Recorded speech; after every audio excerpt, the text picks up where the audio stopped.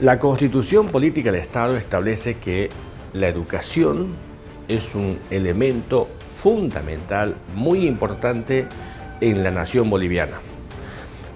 Yo he sido, usted sabe, muy crítico con la Constitución actual, porque la Constitución efectivamente es un acuerdo, es un pacto en el que se establece una visión de país de largo plazo. Sin embargo, cuando la sociedad cree que la Constitución o una Constitución es una especie de fetiche, que solamente por estar inscrito en la Constitución automáticamente se va a convertir en realidad, es una estupidez total. ¿Por qué? Sencillamente porque no es suficiente el acuerdo, el pacto social. Lo que se debe trabajar después del pacto es las políticas que van a materializar justamente lo que se ha establecido en ese pacto. Y ese es el problema de la Constitución.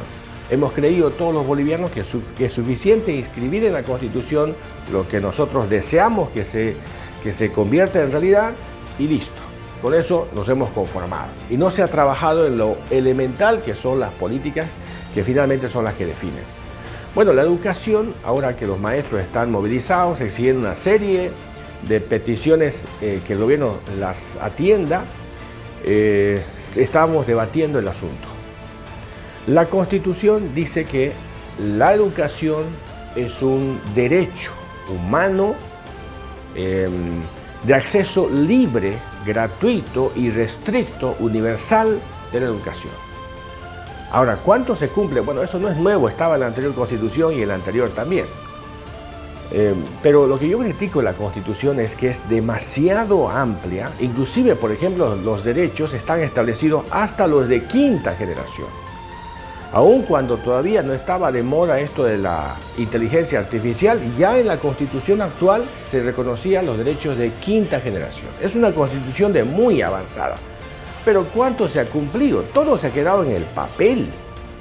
O sea, ¿de qué sirve que esté en la Constitución si eso no se materializa? Ese es el problema. Varios hemos advertido ese problema de fondo, digamos, ¿no? En el sentido de que creemos que es un fetiche, que automáticamente tiene un poder mágico, que ese poder mágico, ese deseo que nosotros tenemos, lo va a convertir en realidad. No, no es así, no funciona así. Entonces, actualmente se debate varios temas, pero yo quiero sacar solamente 2 o 3. Primero es el tema de la ideologización. Aquí hay que entender la diferencia conceptual que hay entre Estado y gobierno. El Estado es eterno, el gobierno es temporal. El Estado tiene una visión general, sempiterna, o sea, eterna, sin tiempo, y el gobierno tiene una visión limitada. El Estado tiene un sentido de globalidad, y el gobierno tiene una visión ideológica de corto plazo. Hay una diferencia conceptual importantísima entre lo que es en la filosofía política, entre lo que es el Estado, bueno, digo el gobierno y el Estado. Ahora bien, la educación es una política de Estado, no es una política de gobierno. Aquí confunde el gobierno nacional con reducir la política de Estado, que es la educación, la salud, la seguridad nacional y todos esos elementos fundamentales que hacen la Constitución, la institucionalidad del Estado, con una política de gobierno.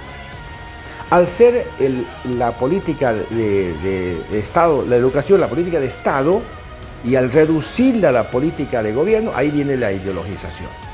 El gobierno, cuando establece un sesgo en el aprendizaje, como ha ocurrido, como se ha demostrado, con esto de los presidentes, con esto del golpe fraude, por ejemplo, entonces se está ideologizando, y la educación no se puede ideologizar porque la educación justamente es universal. ¿Qué significa eso? Que la educación abarca todas las ramas del pensamiento. Se ideologiza cuando se direcciona solamente lo que a mí me conviene, lo que yo creo, lo que yo pienso. Eso se llama ideologización.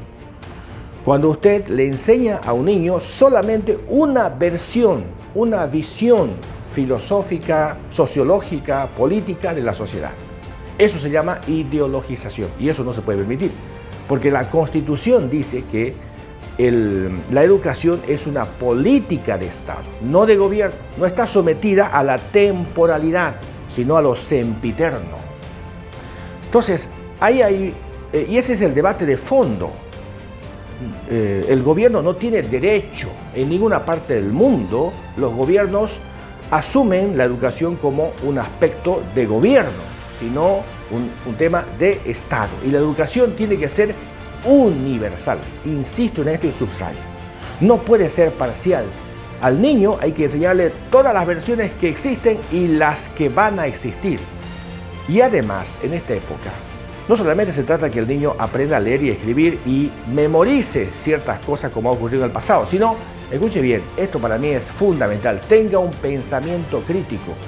¿Y cómo un niño va a tener un pensamiento crítico si tiene limitada la información?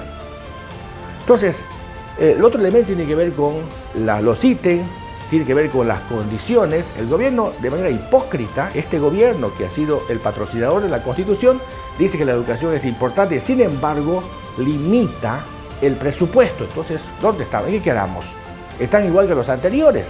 O sea, ¿para qué han hecho la Constitución si no van a cumplir la Constitución? Estos son aspectos que deben debatirse de fondo.